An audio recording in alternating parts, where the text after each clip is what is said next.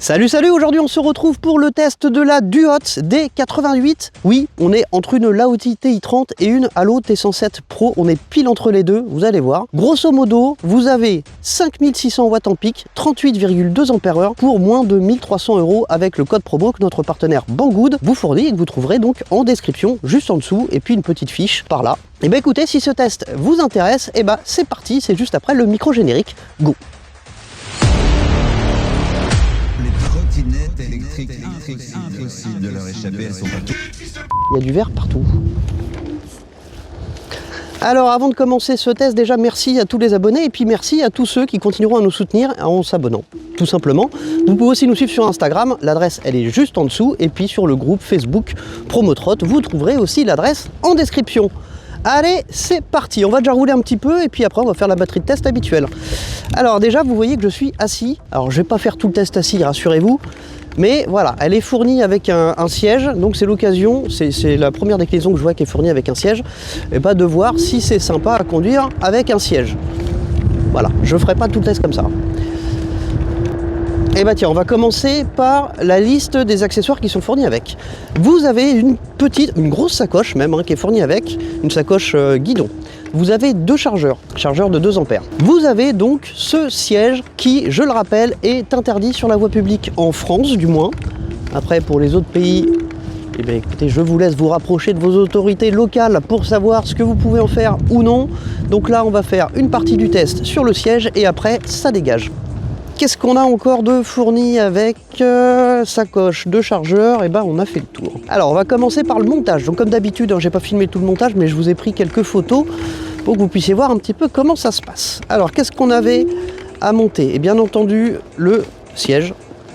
Le garde-boue à l'arrière, pour une fois, il était déjà monté. Donc on a les clignots qu'il faut resserrer. Ils sont déjà montés, câblés, il y a juste à serrer le petit écrou qui est à l'intérieur. Et puis le cintre à positionner sur la colonne et à serrer correctement.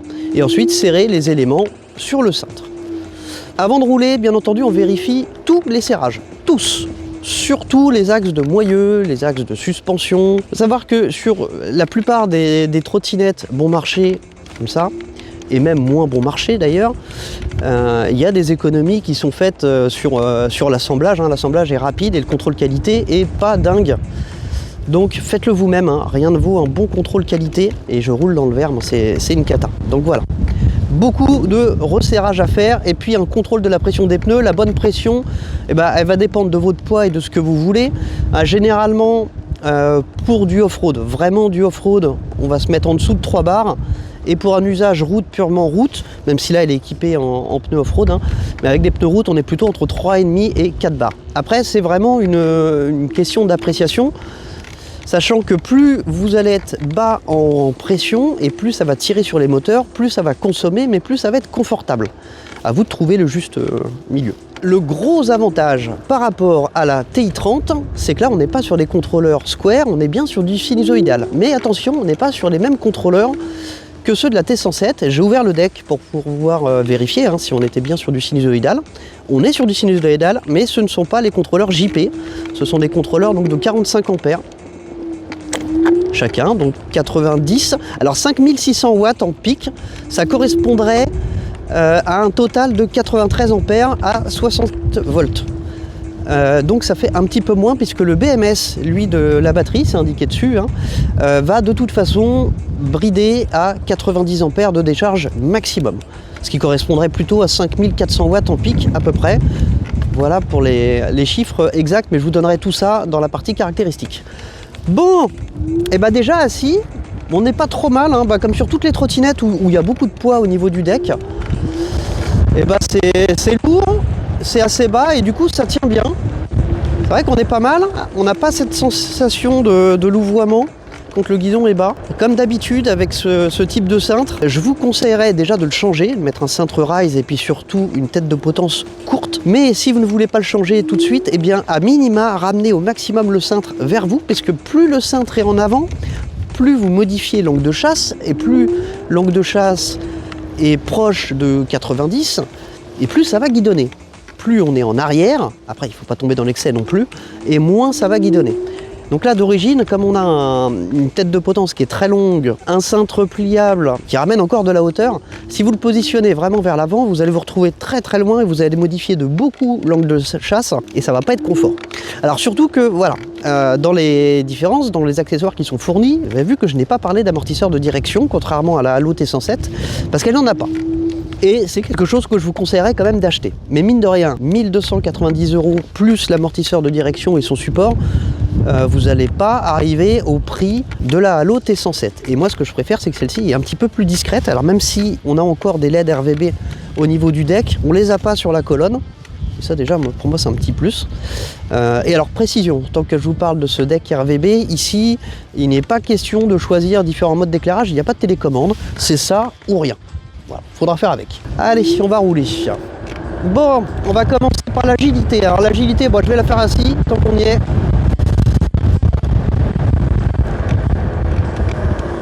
Et je vais poser la caméra pour ça. On n'a pas l'air trop mal, hein. Ouais, on est pas mal. Avant de faire l'agilité, je vais vous montrer ce qui est fourni avec. Donc, vous avez avec la trottinette donc cette sacoche là qui est fournie avec, qui est très pratique. Vous avez deux chargeurs comme ça de 2 ampères chacun. Alors chargeur plutôt cheap, hein, très très léger, chargeur actif surtout, hein, avec un ventilo qui est ici et qui est relativement bruyant. Alors on a une notice, alors tout en anglais, il manque les paramètres LCD, ça c'est dommage. Et il y a des instructions de montage qui sont relativement succincte quand même, hein. Ah si, on a les paramètres LCD, je vous ai dit des bêtises. Par contre, on a encore une tonne d'exclusions de garantie. Donc je rappelle à mes partenaires que les exclusions de garantie sont extrêmement cadrées et que ce n'est pas parce que vous marquez que la batterie est garantie 3 mois que c'est valable. Non, ça se passe pas comme ça en France. Si vous voulez vendre en France, il faut respecter à minima le code du commerce français et les extensions de garantie sont cadrées. Voilà, on réduit pas la garantie comme ça. Bref, donc de fournis avec deux chargeurs de 2 ampères chacun actifs, avec le ventilo qui est ici, plutôt brillant, de qualité moyenne on va dire. Une notice, un kit d'outils qui est pas dégueulasse. Pour une fois, les outils sont pas mal, c'est mieux que d'habitude. La pochette, le siège, et on a fait le tour de ce qui est fourni avec. Alors je remets ça là-dedans, et puis on va passer au premier test d'agilité. Allez, on va passer au premier test qui est le test d'agilité. Donc l'idée, ça va être de slalomer voilà, entre les petites lignes qui sont ici et puis de voir comment ça se comporte. Je vais le faire assis et je vais le faire debout aussi. On va voir ce que ça donne. C'est parti. Alors, ce test-là, je le fais pas à plus de 25. De toute façon, voilà, l'intérêt, c'est de voir l'agilité à petite vitesse. On parle plus d'agilité à haute vitesse.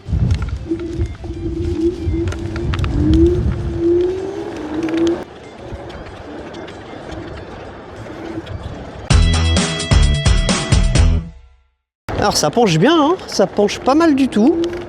Faut essayer de slalomer entre le verre surtout, ce serait malin. Ah, et voilà, j'ai roulé en plein dessus.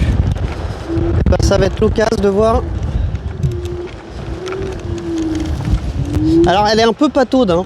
Elle est un peu pataude, mais elle braque bien. Et puis c'est un châssis qui est très court. Alors à haute vitesse, c'est pas terrible. Vous allez voir au niveau guidonnage, c'est pas. On n'est pas très bien. Par contre, niveau agilité, on est pas mal. Allez, on va refaire la même debout. Sachant que du coup, je vais pas avoir une position optimale sur le deck de toute façon. Ah non, pas du tout.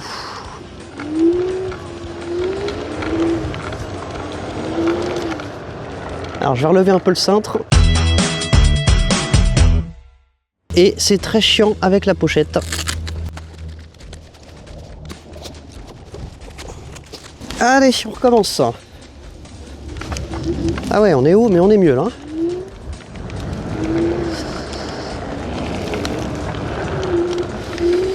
Alors ouais, c'est agile. Et puis surtout, voilà, ça permet de conduire tout doucement. Le sinusoïdal. Alors ça, c'était vraiment le gros inconvénient de la TI30. C'est pour ça que je la conseillais vraiment pas comme première trotte, c'est qu'elle était impossible à conduire à petite vitesse. Là, vous voyez que le sinusoïdal, ça permet vraiment de pouvoir la manier à toute petite vitesse. Donc là en fait je suis passé direct du test d'agilité au test vitesse lente. Et là on est très très bien. Allez, bon, on va voir le freinage. Donc pour le freinage, on va se mettre... Alors je vous parlerai du bruitage juste après. Pour le freinage, on va se mettre à 25, on va arriver à la caméra, on va freiner. Non, je vais peut-être la rapprocher un peu avant. Oui.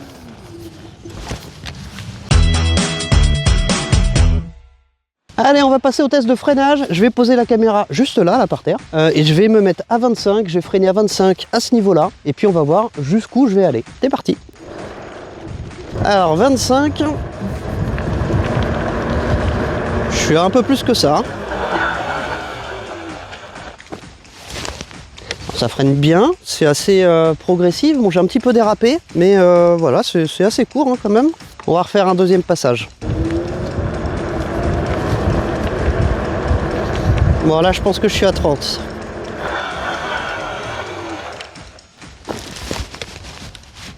J'ai fait un petit stoppie sur le vouloir, bon c'est un tout petit peu mieux que ce que j'avais fait, bon c'est pas mal. Méfiez-vous, il y a beaucoup de mordants sur le frein avant, vous avez vu, hein. Même à 30 on peut lever le cul assez facilement. Bon ça veut dire qu'il y a du mordant, hein.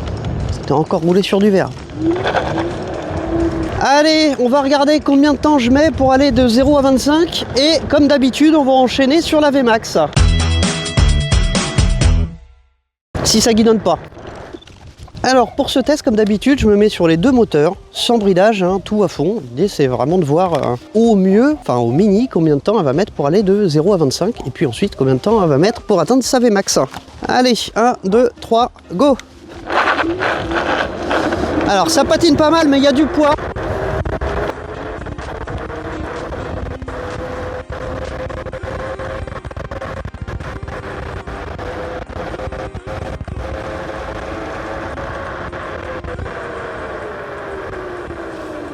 Alors j'ai vraiment pas une position idéale et puis surtout je crois que j'ai pas la place de faire une VMAX, donc on va la tenter ici. Je ne vais pas parler puisque ça sert à rien, mon micro fonctionne pas. Allez go.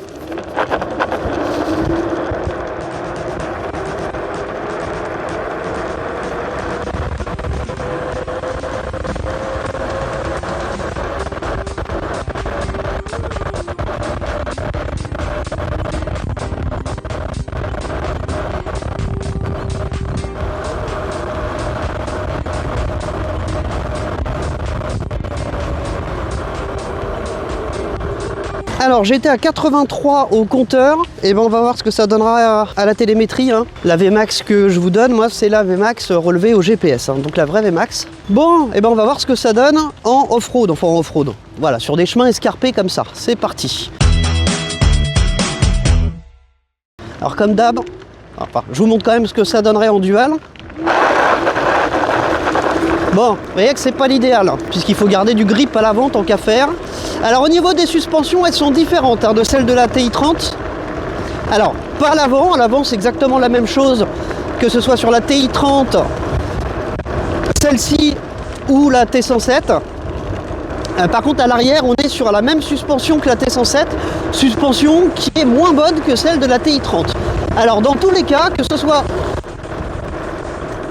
Voilà, que ce soit la suspension de la TI30 ou celle de la T107, on n'est quand même pas sur des suspensions bien ouf. Mais là, on n'est pas sur la meilleure déclinaison possible. Hein. La meilleure déclinaison possible, c'est sur la TI30 et donc sur la TI32 qui arrive aussi. Bon, sinon, vous avez vu, on est vraiment bien quand même. Hein.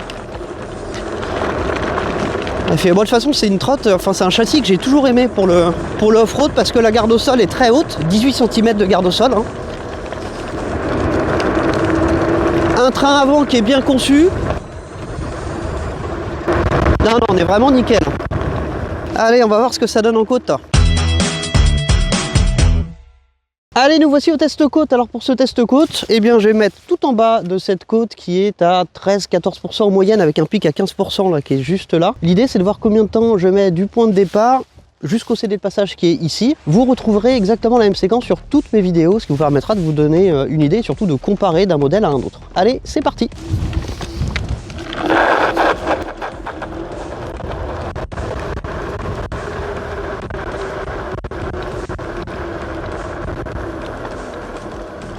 Allez, je suis tout à fond, double moteur, on envoie les watts, c'est parti, 1, 2, 3, go!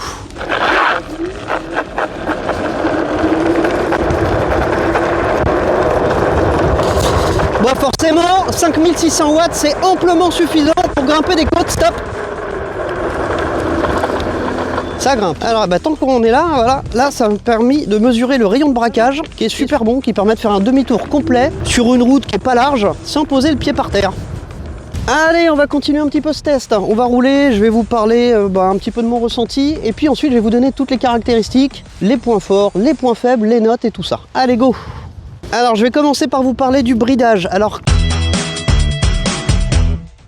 comme sur les Laozi, là c'est exactement la même chose. Le bridage il est simplement sur la touche éco. Vous appuyez sur la touche éco et vous serez bridé à 28-29. Alors là je suis en pente. 28-29 au display qui normalement doivent correspondre à 25 au GPS. Et bah justement c'est ce qu'on va voir. Voilà, donc là on n'est plus en pente. Le display m'indique 22, 23 grosso modo, 21. On va voir à quoi ça correspond. Alors par rapport à la TI30, en fait on retrouve tout ce que moi j'appréciais sur la T30 et que je n'appréciais pas sur la TI30. C'est-à-dire que on a quelque chose de progressif, enfin, qui se conduit beaucoup plus facilement que la TI30 grâce au sinusoïdal. On n'est pas dans l'excès enfin, après c'est subjectif, hein, mais pour moi on n'est pas dans l'excès de LED RVB comme sur la T107. On est sur quelque chose d'un petit peu plus discret, avec les avantages de la T107. Peut-être un poil moins de puissance, puisque je vous dis, là on est à 93 ampères, et la dernière version de la T107, mais alors encore à vérifier, est censée être en cellule LG avec un BMS qui supporte 100 ampères de décharge. Voilà, là on est à 90 ampères de décharge, ça reste quand même plus que correct pour la plupart des gens, et puis surtout, voilà, à ce prix-là. Pour le bridage, je crois qu'on a fait le tour, c'est toujours la même chose, hein. Alors, on n'aurait pas de problème pour l'assurer dans le sens où il y a bien une plaque dessus qui indique un bridage par construction à 25. Après voilà, c'est à vous de ne pas appuyer sur le bouton. Bon alors assis on n'est pas trop mal. Bon sauf qu'on est mieux avec le guidon beaucoup plus bas. Là forcément je l'ai mis en position debout. Bon après voilà, c'est une colonne qui est toujours aussi fine. Vous voyez. Et donc plus vous allez la lever et plus ça risque de prendre un petit peu de jeu. Donc la colonne, c'est pas un point fort sur ce modèle. Par contre, voilà, cette progressivité qui manquait tant à la TI30, et ben là, pour le même prix, c'est vraiment agréable. Alors, je vous le dis, il y a une TI32 qui va arriver dans pas longtemps. Et bien, vous allez être content, car Banggood a enfin pris en compte toutes les remarques que je leur ai faites sur la TI30 depuis plus d'un an. À savoir nouveau contrôleur. Alors je ne sais pas si ce sont les Yonli ou pas. Ce que je sais c'est qu'on est sur du sinusoïdal et qu'on n'est plus sur les JP. Donc on va être sur quelque chose de voilà, comme ça, de beaucoup plus facile à conduire. Et puis on a aussi une nouvelle batterie. Alors là je vous parle de la TI32. Je sais pas pourquoi je vous parle de la TI32, on est sur le test de la D88. Allez, on va rester sur le test de la D88. Allez, on va s'arrêter dans mon petit parc préféré. Et puis on va voir les points faibles, les points forts. Et puis les caractéristiques, oui, que j'ai oublié.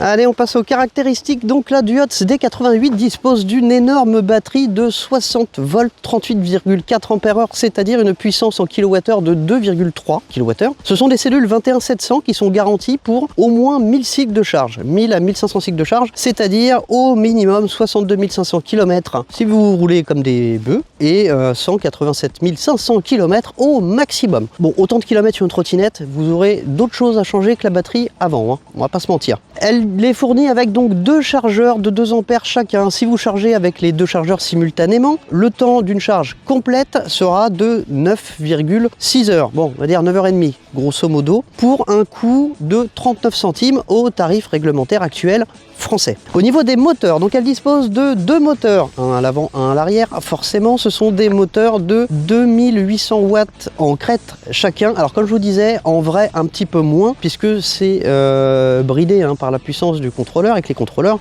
sortent pas 93 ampères pour l'ensemble, mais 45 chacun. Donc 90 pour l'ensemble, ce qui correspond plutôt à 2400 watts. Vitesse de rotation maximum, on est à 1600 tours par minute. En newton, ça équivaut à un couple de 28,2 Nm, et en chevaux fiscaux, on serait à 6,5 si on devait comparer à une voiture française. Allez, on passe aux contrôleurs. Donc ils sont 2, ce sont des contrôleurs de 45 qui peuvent sortir au maximum 45 ampères chacun à 60 volts. Voilà ce que je vous expliquais tout à l'heure. Donc on n'est pas sur un total de 93 ampères en décharge max, mais 90. Ce sont des contrôleurs sinusoïdaux de marque inconnue, mais je vous mets l'étiquette juste là, quelque part dans la vidéo, pour que vous puissiez voir ce que c'est, que j'ai pas ouvert le deck pour rien. D'ailleurs, alors c'est plutôt propre. Je vous mets quelques photos là de l'ouverture de deck. Déjà, quand on retire ça, c'est assez sympa de voir la vitre en plexi transparent. Il y a un joint d'étanchéité. On a toujours ce nœud de câble devant, comme sur toutes les trottinettes, en vrai, sauf certains modèles haut de gamme comme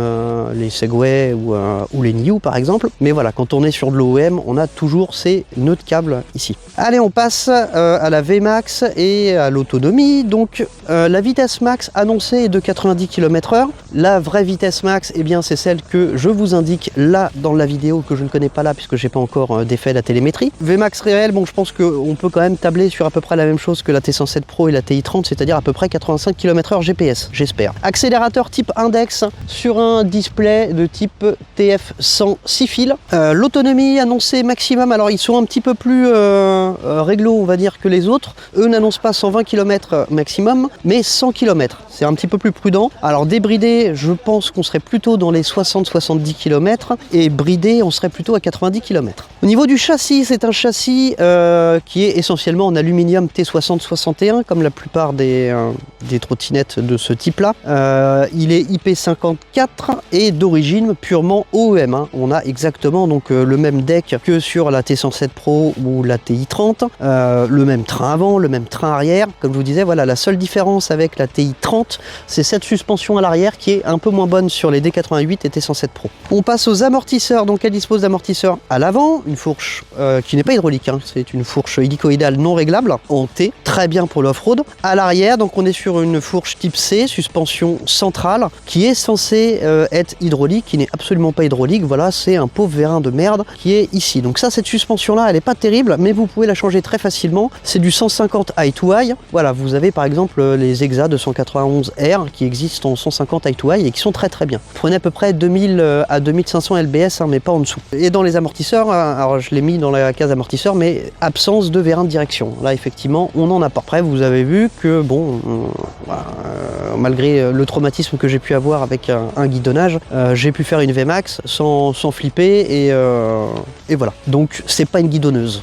Au niveau des roues, donc on est sur du 11 pouces à l'avant et à l'arrière. Alors pour l'instant, elle est fournie exclusivement en pneus off-road, comme celle-ci. Alors ce sont des jantes tubeless. En revanche, je ne suis pas sûr, et là je suis désolé, je suis pas allé jusqu'à démonter la roue. Je ne sais pas si c'est monté en tubeless ou pas, mais c'est montable en tubeless puisque ce sont des jantes tubeless. Largeur 3 pouces et pression max. Alors comme je vous disais, là, alors je vais vous donner la pression max vraiment pour des pneus off-road comme ça, on serait plutôt à 3 bars, entre 2,5 et 3. Si vous changez pour des pneus route, dans ces cas-là, et que vous roulez exclusivement sur la route, entre 3,5 et 4 bars grand max. Au niveau des dimensions, alors là j'ai plein de choses à vous donner. Le cintre fait 61 cm de large quand il n'est pas plié. Quand il est plié, il reste quand même assez large, il fait encore 38 cm. Il fait plus que la moitié, en comptant en bas. La hauteur mini du cintre est de 120 cm, c'est-à-dire à peu près là, et hauteur maxi 138. La trottinette fait 121 cm de long avec un empattement de 93 cm, une garde au sol de 18 cm, longueur pliée 135 cm. Alors on est un petit peu plus long plié que déplié, simplement parce que l'axe de pliage est là et que du coup la roue avant va un petit peu plus loin quand on est en position pliée. Je vais vous montrer pourquoi rapidement. Et hop, on va baisser un petit peu la selle, hop. Donc la selle, vous avez quand même possibilité de la plier rapidement comme ça. Ce qui prendra toujours moins de place si vous voulez conduire debout et garder les pieds ici. Bon, après on a ça qui nous emmerde, c'est quand même pas bien pratique, mais bon. Donc on reprend le pliage, on commence par la partie rouge, on serre le frein avant, ça on le ramène vers soi. J'ai oublié la béquille, on retire la béquille. Et là on a donc le siège qui fait chier. Et donc vous voyez ce que je vous disais, au niveau de la longueur, voilà, plier c'est plus long que déplier. Bon, il faut retirer le siège pour la plier complètement. Alors pensez à toujours bien remettre cette goupille rouge, c'est très important.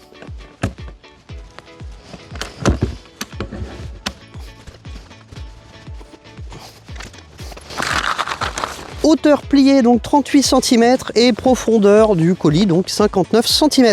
La trottinette pèse avec tous ses accessoires 50,3 kg et supporte une charge, et alors là c'est curieux, celle-ci est donnée pour 150 kg, sachant que les TI30 et Halo T107 qui sont sur un châssis strictement identique, elles sont données pour 200 kg. Alors on a vu qu'ils jouaient la prudence déjà sur le kilométrage, donc je serais plutôt j'aurais plutôt tendance à les croire eux que Laotti et Halo. Allez, on passe aux options, aux agréments. Donc on a un deck recouvert d'un grip façon skate. Bon, ça c'est pas terrible, c'est assez pénible à l'entretien. On a un écran donc qui est positionné sur la gâchette, donc à droite. Nous n'avons pas d'alarme comme sur la TI30, mais un contacteur à clé. Alors ça c'est un plus, contrairement à ce qu'on pourrait penser, parce que une fois que le contacteur à clé est fermé, il n'y a rien qui draine la batterie. Donc ça c'est quand même beaucoup mieux. L'alarme c'était pas un avantage. On a un éclairage RVB donc sur le deck, exclusivement sur le deck, et vous n'avez pas de télécommande, c'est ces effets d'éclairage, il n'y en a pas d'autres. On a donc des clignotants, alors uniquement à l'arrière, pas à l'avant. Nous n'avons pas de batterie amovible, on a quand même une conformité partielle à la LOM, il manque quand même 2-3 trucs. Je vois pas les catadiopes sur les côtés par exemple. Et la trottinette dispose bien d'un CE. Voilà. Alors au niveau documents, elle dispose bien d'un CE et sur la facture, il est bien précisé qu'elle est bridée à 25 et vous retrouvez une plaque qui l'indique sur le côté de la trottinette. Allez, on passe au frein. Donc elle a deux freins à disque hydrauliques sur des étriers d'Easyland. Ce sont des disques de 140 mm, donc vous avez vu, assez progressif et très efficace. Le freinage là-dessus, il n'y a rien à dire. Allez, on passe aux coûts, aux différents coûts. Alors 100 km vont réellement vous coûter à peu près 50 centimes. On est sur une consommation moyenne en wattheure de 18,43 wattheure. Pour finir, elle est vendue 1290 € normalement, et n'hésitez pas à aller voir en dessous, vous avez toujours un coupon de réduction qui sera toujours le meilleur que vous puissiez trouver chez Banggood. Chez moi, je suis leur partenaire officiel pour tous les pays francophones, donc les meilleurs coupons c'est chez Promotrot et pas ailleurs. Allez, on va passer au plus et au moins. On va commencer par les moins, comme ça on va finir sur le plus. Alors les moins, ça va pas être violent parce que je vais être quand même plutôt gentil, puisque je veux... voilà, il faut bien entendre que c'est une trottinette qui est proposée à un prix très agressif. Donc forcément, on n'a pas des équipements qui seront au top du top partout. Alors on va commencer par la suspension à l'arrière qui fait le taf parce que la trottinette est très lourde, donc forcément c'est moins compliqué de faire une suspension relativement efficace, mais bon, j'aurais préféré qu'ils nous mettent à minima celle de la TI30 qui est quand même meilleure. Le grip sur le deck en 2023, il faut arrêter ces putains de grips, ça c'est terminé. La colonne, voilà, on est toujours ici sur une partie qui est trop fine, une tête une potence qui elle est trop longue, un guidon pliable qui est pas terrible, qui était pas assez serré surtout. Voilà, donc ça, moi j'aimerais bien qu'il passe sur autre chose. Mais rassurez-vous, ça va être plus compliqué à changer. La potence et le cintre, ça vous en tirez pour 40 €. Vous avez un super cintre Rise, une potence courte. Voilà, c'est pas quelque chose de très cher. Dans les moins, qu'est-ce qu'on a? Eh bien, le fait que pour l'instant ne soit proposé qu'en pneus off-road, ça va venir. Ça va venir, les pneus route, ça va venir. Alors le lock, on est encore dans les inconvénients, mais ça, voilà, c'est propre à ce châssis. Il demande pas mal d'entretien. Alors, quand il est bien serré, il y a une petite vis en dessous, il n'y a pas de problème, vous voyez, il n'y a pas spécialement de jeu. Enfin, il y a un jeu admissible, mais il n'y a pas de claquement. Mais bon, c'est quand même pas le meilleur lock qu'on puisse trouver. Mais voilà, on est toujours sur une trottinette à 1300 €. Il y a une double sécurité, on n'est quand même pas sur quelque chose de dangereux, donc c'est quand même pas si mal. On n'a pas de clignot à l'avant, ça c'est dommage, et on n'a pas de vérin de direction qui est fourni d'office. Alors, pour moi, il n'est pas indispensable, et ça prouve que sur ce châssis-là, en tout cas, l'ajout, c'est un ajout de confort, c'est pas pour pallier une mauvaise conception, puisque de base, elle a un très bon comportement. Pour plus de confort, vous pouvez monter l'amortisseur de direction qui est prévu pour la T107 ou pour la TI30, hein, c'est exactement le même. Dans les inconvénients, alors je le mets dans les inconvénients, et bien voilà le siège qui n'est pas réglementaire en France. Alors encore une fois, hein, c'est pas de leur faute. Et puis après, on n'est pas obligé de le monter de toute façon. Voilà pour les inconvénients, je pense qu'on a fait le tour. Maintenant, on va passer aux avantages. Aux avantages, et il y en a quelques-uns. On est sur un châssis qui, pour accueillir une telle capacité de batterie, dans les châssis OEM, c'est le meilleur choix possible. Actuellement, pour rester sur un prix attractif en mettant une grosse batterie, il n'y a pas 36 châssis, c'est celui-là. Moi, ce que j'aime, c'est que je trouve que les éclairages RVB qui sont sur le deck sont relativement discrets. Il n'y en a pas trop, on est sur un bon compromis. Voilà, c'est pas, on n'en prend pas plein la tronche, on n'est pas sur la trotte de Jackie, ça reste quand même correct. Hein. Eh bien, le châssis est ultra compact et elle a un très très bon comportement routier, qu'on soit assis ou debout, que ce soit en off-road à petite vitesse ou même à haute vitesse, eh bien, elle a un comportement très très sain, facilement améliorable en mettant une meilleure suspension à l'arrière et en rajoutant un vérin de direction pour avoir encore plus de confort. La fourche à l'avant fait très très bien son taf. Qu'est-ce que je peux vous dire encore dessus? Le freinage est très efficace. Ça marche très très bien. On a 2 ports de charge, elle est bien optionnée. Entre la petite sacoche, les 2 chargeurs, le siège, on n'est pas obligé de mettre, mais on a voilà, la possibilité de le mettre. On a la déclinaison hein, de ce modèle-là qui me paraît avoir aujourd'hui le meilleur rapport qualité-prix. Voilà, on n'est pas dans l'excès comme sur la T107, on corrige tous les problèmes de brutalité et de cut que pouvait avoir la TI30. Hein. Là, on a le low cut, je vous le note, hein. Regardez, je l'ai pris en photo, c'est le contrôleur hein, qui donne cette tension basse de coupure et elle est indiquée dessus. Donc vous l'avez là. Je vais vous donner quand même un avis perso. Pour 1 300 €, c'est ce que j'achèterais aujourd'hui. Pour voilà, si je veux une trottinette pour aller faire des gros rides longs avec les potes, pas pour une citadine, hein, mais oui, c'est ce que j'achèterais aujourd'hui parce que voilà, choisir entre une TI30 que je n'ai jamais aimé moi parce que je trouve trop brutale à l'accélération à cause de ses contrôleurs square et la T107 qui elle est plus douce mais qui a une putain de latence à l'accélération, ça j'ai oublié de vous le dire, mais il y a 0 latence sur celle-ci. Donc moi j'ai quand même une grosse préférence pour ces contrôleurs sinusoïdaux là que ceux de la T107 où il y a toujours une latence. Et la latence, c'est relou. Il y a une latence quand on est en single, quand on passe en dual, 0 latence. Eh bien écoutez, c'est terminé. C'est terminé. Je vous dis à très très bientôt pour une prochaine vidéo. Ah non. Avant de vous laisser, je vais vous diffuser des petits tableaux comparatifs entre celle-ci et la T107 et puis entre celle-ci et la TI30. TI30 premier modèle, hein. La TI32 elle arrive bientôt et je vais vous la présenter bien évidemment. Allez, salut, salut!